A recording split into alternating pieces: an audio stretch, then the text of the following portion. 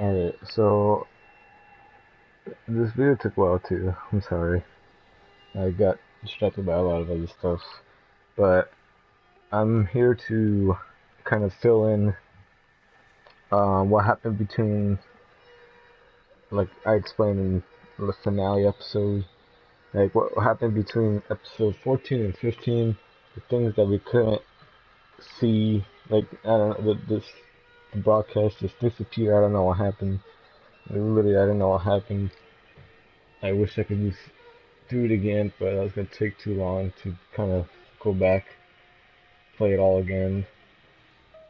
But yeah, here I'm just gonna show like a from the beginning, or from the end of episode 13 to the beginning, like let's show, yeah, show from the end of episode 13 all the way to the beginning of episode 15. We are gonna jump around a bit, so hopefully it's not too bad. I'm gonna try to explain as much as I can. So yeah. Okay, so we last left off at the end of episode 13. I think it's 13. It was the one before the finale. Um, we found out that Ellie got captured.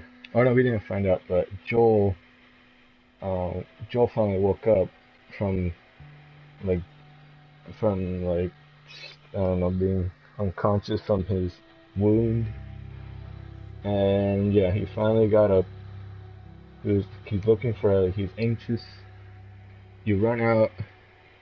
You find that there's some people, like some of David's men. You have to fight them.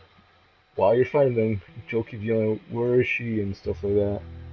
And the people, after you kill a few of them, they start running. They're like, "Run! Don't let them get you." That kind of signifies, like, it's significant to me because it kind of shows that they're kind of afraid of Joel. Like they feel like he's like a psycho killer. So yeah, they just keep saying that. Joel ends up killing those people, and he like jumping over some barricades, and all of a sudden these two guys ambush him, and Joel, being Joel, beats him up and takes him as hostage. And this is the scene that happens after he takes them both, kind of for interrogation. Here, I'll let it play.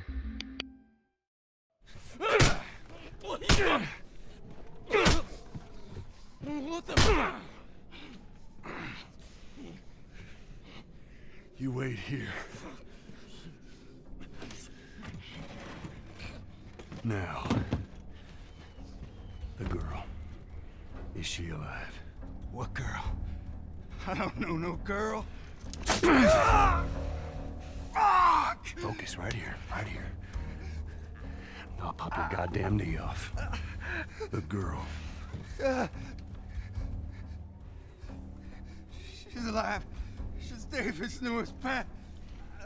Where? In the town. In the town. Now you're gonna mark it on the map. And it better be the same exact spot your buddy points to. Mark it. It's right there. You can verify it. Go ask him. Go on. I tell you, I ain't lying. I ain't.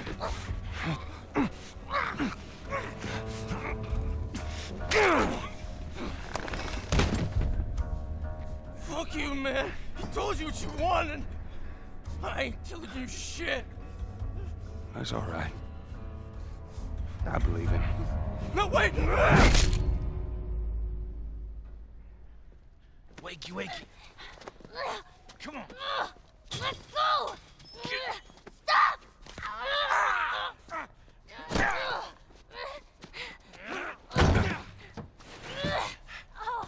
I warned you. I'm infected! I'm infected! Really? So are you. Right there.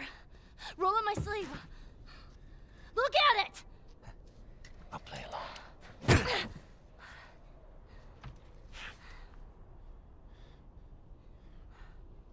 What'd you say?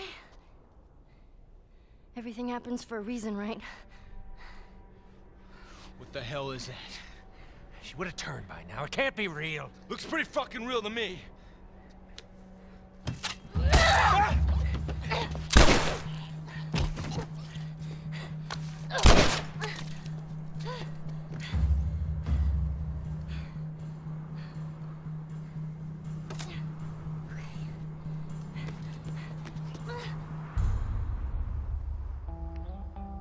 Alright, so then when Ellie jumps out the window, there's a blizzard going on, so it's like really hard to see outside.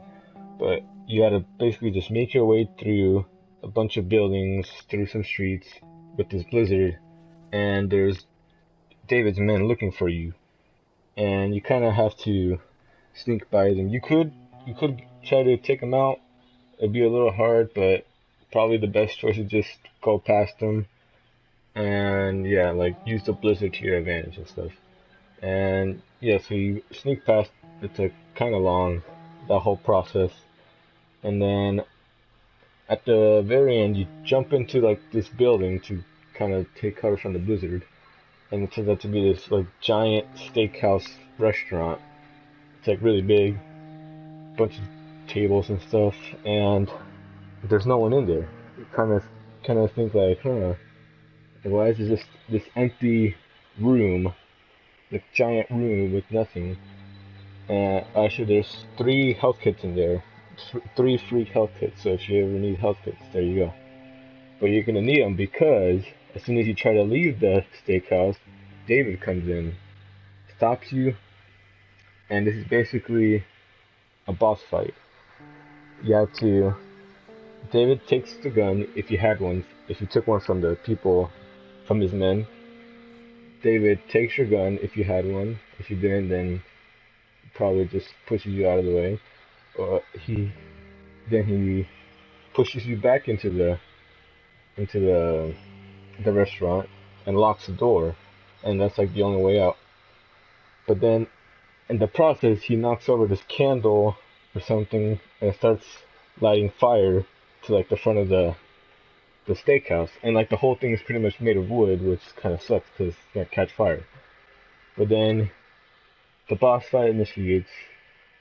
David says, "Oh, you want out? You want to get out? You have to come get these keys that are like next to him." And so you have to maneuver around these tables, hide, sneak up behind him while he's walking around. There's 3 stages to this. First stage, he's just walking around with his pistol, just looking for you, talking, saying how, oh, like, you're not, I know you're not infected. Someone that's infected doesn't fight this hard to stay alive. Stuff like that. And you gotta just basically sneak up on him, stab him once. That's first stage done. And like you got this whole restaurant to maneuver around. Second stage, he pulls out his machete. He can either use a machete or his pistol. If you get close to him, I think his machete is a one-shot. Yeah, I think it's a one-shot. If he hits you with it, like if you're right next to him, boom, one slice, you're dead. Pistol, he could shoot you a few times, but machete, boom, one shot, you're dead. So you gotta like get away from him right away as soon as stage 2 starts. And he's still walking around. I'm not exactly sure if he walks faster, but I think he does. He walks a little bit faster, not too much, but he's still walking around. You gotta do the same exact thing, maneuver around tables, like little counters and stuff, and stab him again from the back. Yeah, sneak up, stab him. Then that initiates stage 3, which is probably one of the hardest ones, of course, because it's stage 3. Like, that's harder. And this time, he's actually sneaking like you are. He's crouching and hiding behind stuff, and he could even run from cover to cover. So he's kind of doing what you're doing, but he's really fast this time. So if he spots you, you better run. Like run. If you try to hide, he'll know you're there. Run to you really fast and get you one hit again with machete. So you gotta like maneuver around again. It's a little harder this time because he's also maneuvering around, like all stealth like. You won't be able to hear him that much with your hearing. But after you get him, it initiates kind of a cutscene, not too much. He grabs you, pulls you like on the table. He's like all hurt, like making noises. and then he throws you, he's like slams you into the table and throws you over, and then you both fall down. It cuts off. Goes to Joel. He's still making his way through the town, trying to find Ellie. You fight a few more of David's men. You just make your way through the town, fighting them. The blizzard's still going on, so you kind of use that as your advantage. Towards the end, you find like the kind of like their meat shop, I guess, because you go into this building. You find Ellie's backpack. Like, why is Ellie's stuff in here? You go through these little curtain things, and then you see a bunch of like human bodies hanging from the ceiling, like dripping blood and stuff, and like I'm guessing they're getting ready to eat them. Joel's like, "Oh, I gotta find her," all worried. He leaves the building, and as soon as he leaves the building, he sees another building on fire. He's like, "Oh, Ellie," saying like, "Oh, Ellie's probably in there," because there's like a fire going on in that house, or it was actually the restaurant that they're in. So yeah, that's the fire. Pretty much engulfs the whole front of the restaurant. It cuts back to Ellie and David, both laying on the ground. You guys both start moving up. Ellie crawls. This is what kind of sucks, because like it looks like a cutscene, but it's not actually.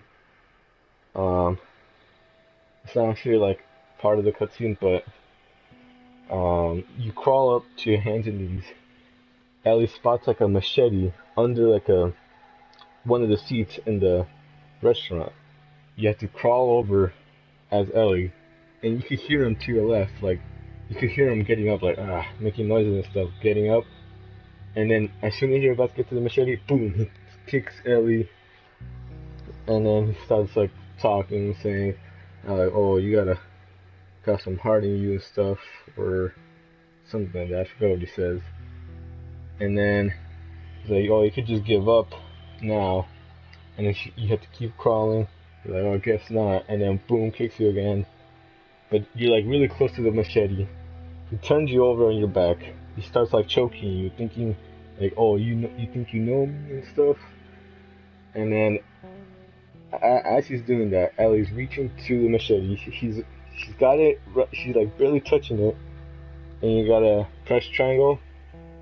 And finally, once you press triangle, get the machete, and this is what happens next.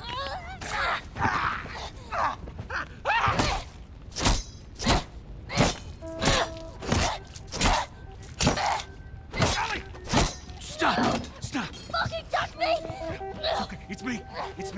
It's me. Look. It's me. He tried to... Oh, baby girl. It's okay. Oh. It's okay.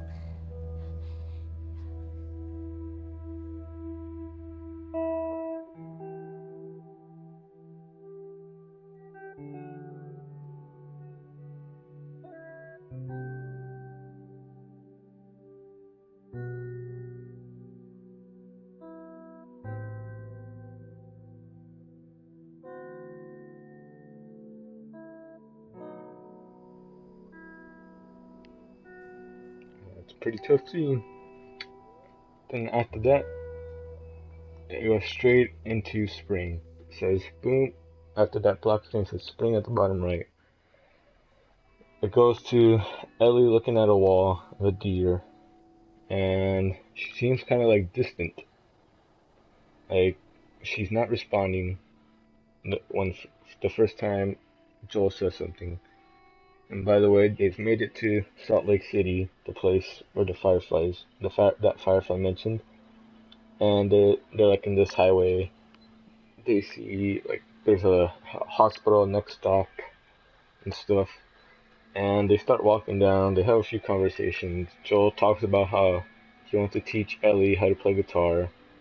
And at first, again, Ellie's pretty distant after what happened. She like, I don't know, she's just daydreaming, I guess.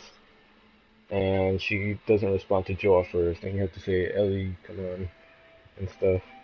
And yeah, you go down the freeway or highway, whatever, and you see this abandoned